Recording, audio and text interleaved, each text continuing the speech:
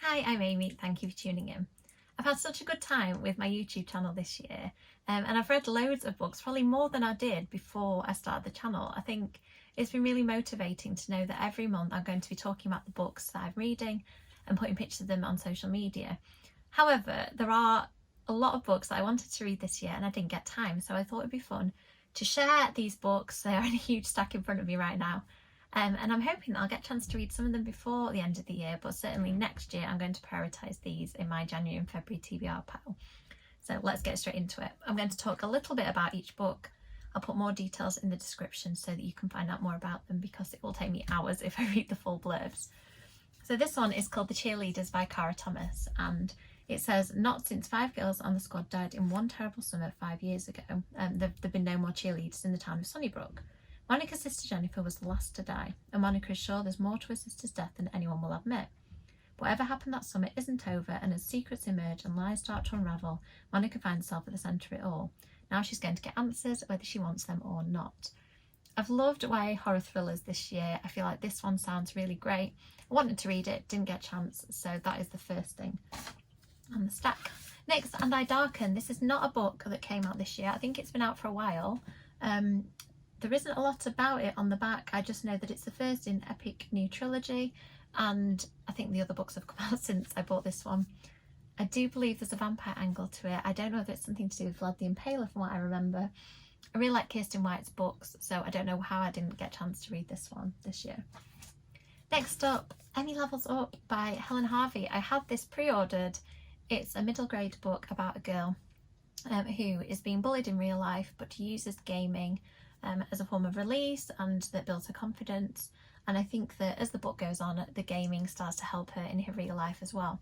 I love the sound of this book. It's one of those I don't know why I haven't picked it up, so that is definitely going to be on my list early on next year. Ninth House. I'm probably the last person in BookTube who has not read it. I've had several copies of it pre-ordered in different editions. I haven't read it yet. I know that it is murdery dark academia, so I'm excited to finally get to it. The Devouring Grey, I don't know much about it except that I think that the branding and the cover are just beautiful, and the stained edges. And it talks on the back about a beast haunting the woods that is trapped in the grey on the edge of town. I'm not going to read much more because I want to surprise myself, but it says deep in the woods a secret lurks, so I'm expecting something suitably spooky and mysterious from this one. Next up was a book that the publisher kindly sent to me, Fireborn by Aileen Fowler. It's described as one of the next big things in middle grade fantasy. It sounds and looks beautiful.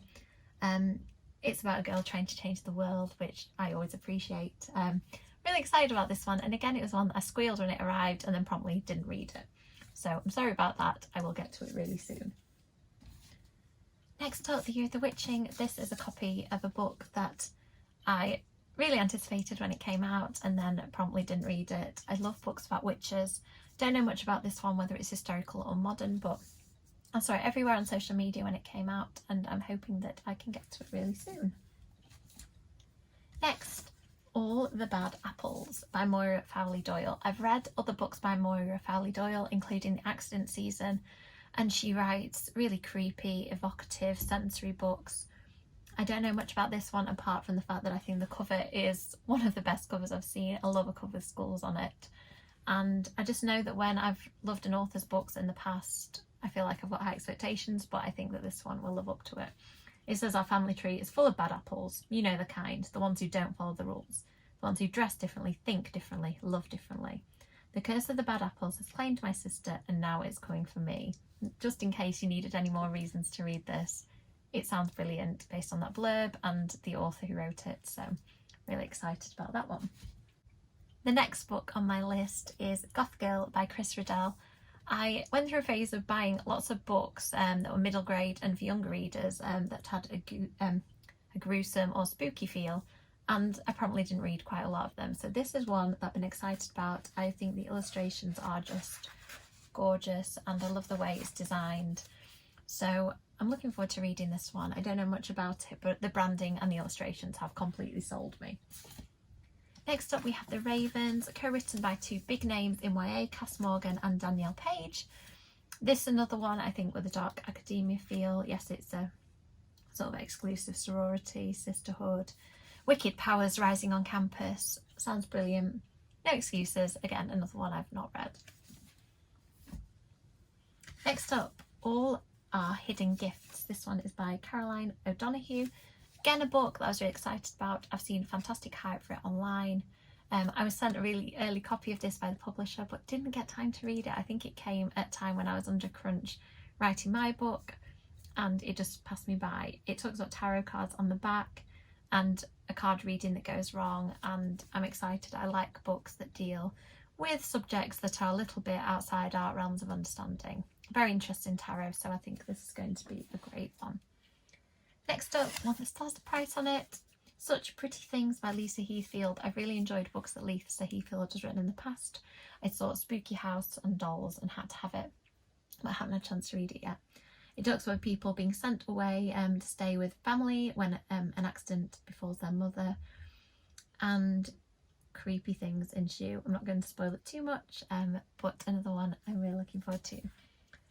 I've read everything that Sue Woolman writes. She writes the paciest, most fun YA thrillers, but I haven't managed to pick this one up yet. So I know you did it. One of Sue's latest. I don't know whether it's her latest or might be the one before, but I just make a point of reading her books because they're brilliant. They're such good fun, and I'm looking forward to this one. So this one is Note on a Girl's Locker, and she's worried that somebody knows that she did something bad in the past, and I just love that feel. It's got that I know what you did last summer sort of feel. The title gives a slight nod to that, I think, as well. So another one that sounds great. What next? Oh, the pile's so big it's falling over to one side of me.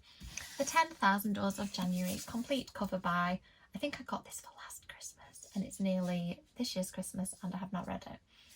I asked for this because I just thought it looked beautiful. Don't remember much about the plot. Oh, it's set in a sprawling mansion, and somebody who stumbles across a strange book, pages that reveal impossible truths about the world. I can see why I would have picked that one up. I like books that deal with literature and stories overlapping into real life. So I need to find a space for this one, another that I really need to read. Now, these are two books, I'm going to talk about them together. So Viper by Bex Hogan was a fantastic fantasy book that I read a couple of years ago now, I think. And it is a book about pirates and strong female characters. It's just great fun. I bought the next two books, didn't have time to read them. I have absolutely no idea why. I feel like sometimes I really anticipate a book, so I put off reading it just in case it isn't what I think it will be. And even though in the case of Bex's books, I know they're going to be fantastic. And then the moment passes and I end up sort of forgetting to read it. So look how beautiful they are. I'm going to make sure I read them. I might read them back to back, and then I won't forget anything that happens. But I'm really, really looking forward to them. I love a pirate series. Next up, we have a book written by a fellow debut author, Jamie Russell, which is Skywake Invasion. I know this book has had amazing hype online. It has a real Ready Player One feel, where a person has taken the gaming world by storm, and then things start to get strange and things from games start to appear in real life. And of course, the character has their skills from the games that they can use to help them. So it's a real life invasion, and it sounds really fun. It's been on my TBR pile a couple of times, but due to other pressures this year, I haven't had a chance to get to it yet. Next, we have a book written quite a bit before that one, The Castle of Otranto by Horace Walpole. Now, I went to Horace Walpole's home near London. He was an author of Gothic fiction. This is believed to be one of the earlier Gothic novels. Always wanted to read it. It's really short. No excuses to have not read it. So I'm going to make sure that I read it next year. I believe that there is a short story in this as well. Or it might just have some information about other Gothic short stories. But I've always wanted to read this book ever since I visited, I think it's called Strawberry Fields. Or this, I'll put a link in the description. It's an absolutely amazing Gothic mansion if you like that sort of thing to visit. Another one that I'm really looking forward to. Kingdom of the Wicked. It has vampires, it has witches, I believe, and other supernatural beings. I thought that I would read this the second it came out, and it just passed me by. I've had it since my pre-order arrived. I think it looks beautiful, sounds incredible. I know that nearly everybody I know has read it, so I will be one of them soon, I promise, soon. Next, we have a book that sounds very much like it is about a cult called The Project by Courtney Summers. Don't know much else than that, apart from the fact that the cover is really creepy. The premise, when I read about it, just gripped me instantly. Anything that sounds a little bit like people's choices on their own and they might be involved in a cult always piques my interest. So another one I thought I would read, didn't get a chance this year.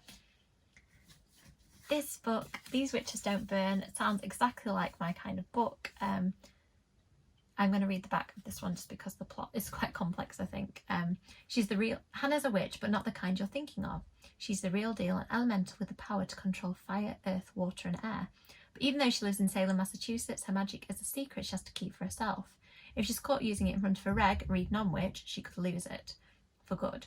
So Hannah spends most of her time avoiding her ex-girlfriend and fellow elemental witch Veronica, hanging with her best friend and working at the fly-by-night cauldron selling candles and crystals to tourists, goths and local Wiccans. But dealing with her ex is the least of Hannah's concerns when evidence of dark magic begins to appear all over Salem. Hannah's sure it's the work of a deadly blood witch, but her coven is less than convinced. So Hannah is forced to team up with the last person she wants to see, Veronica. And while the pair attempt to smoke out the blood witch, Hannah meets Morgan, a cute new ballerina in town. Trying to date amidst a supernatural crisis is easier said than done though, especially when the attacks on Salem's witches become deadly by the day. Now with everything she loves on the line, Hannah must confront this murderous villain before her coven, and any chance she has with the new girl is destroyed. Just ticks all of my boxes, you know, cute romance between girls, between a witch and I can't remember the word it used, non-witch. Exes having to work together, it just sounds so fun. I definitely need to read this as soon as possible. Next up, Perfectly Preventable Deaths. Again, the publisher very kindly sent me this new edition of the book. I've wanted to read these for ages and just haven't had a chance. This is a book about sisters who've moved to a peculiar town, a place where generations of girls have gone missing and they've moved there. And then let me have a look. So the two sisters have to basically work together. One of them worried that the other one is losing herself to the town. It sounds so fun and dark, creepy. I love this kind of book, so I hope I'll get to read it really soon. Couple more things, both about vampires. So this one is Bunnicula, Beware the Hare. Just going to check the author's name. This one came out, this is an anniversary edition, it's been out for quite some time. Can't actually see the name of the author. I will add it. Oh, Deborah Howe and James Howe. It is about a bunny who's suspected of being a vampire. It sounds so cute. The first couple of books in the series are in this, so I think it'll be a nice change of pace from what I normally read, but still have the creepy quality of being about vampires. And finally, a book I've had for absolutely ages. It's an adult book, I believe, From Hell to Breakfast. And I'm going to read the back just because I remember the plot of this being really intriguing and different. Lucinda's boyfriend Dracula says he's the Dracula. He sleeps in a coffin, hunts pigeons for blood and only goes out at night. But is he really? Unsettlingly, there have been a spate of recent disappearances, and Lisa begins to question whether it's more dangerous to be dating an immortal vampire or a UPS driver who thinks he's one. While Dracula sleeps, Lucinda works at a smoothie shop where her boss is a creep. Her only escape from reality is the play she's in that's being produced by the community theatre and starring a conniving pair of sibling actors, Rory and Lauren. As the play's premiere draws nearer, it's clear that sinister forces are at work, and the people in Lucinda and Dracula's world are not as they seem. And this is it says that the author creates an alternate small-town America, one brimming with strange delights and dark curiosities, where you can be whoever you want, though not really, and somebody's dinner is another person's breakfast. I just think that sounds really cool. I'm desperate to know, is Dracula a real vampire? Is he the real Dracula? I don't know, but I will find out. And that is it. I don't know how many books are in that stack. I'll put it in the title. But I'm just amazed at how many amazing books are out there. That is the perennial problem, isn't it, of a bookworm, that there's so many great books and not enough time to read them. But by doing this video, I hope I've prioritised these books and stated my intention to read them soon, so you can hold me accountable if I don't do that. Thank you so much for watching. I hope you've enjoyed a little insight into the kind of things that I'm planning to read next year and that I didn't get a chance to read this year. I'd love to know in the comments if there's any books that you plan to read and you didn't get to. So thanks so much for watching. I hope you've enjoyed it, and I will see you next time. Thanks.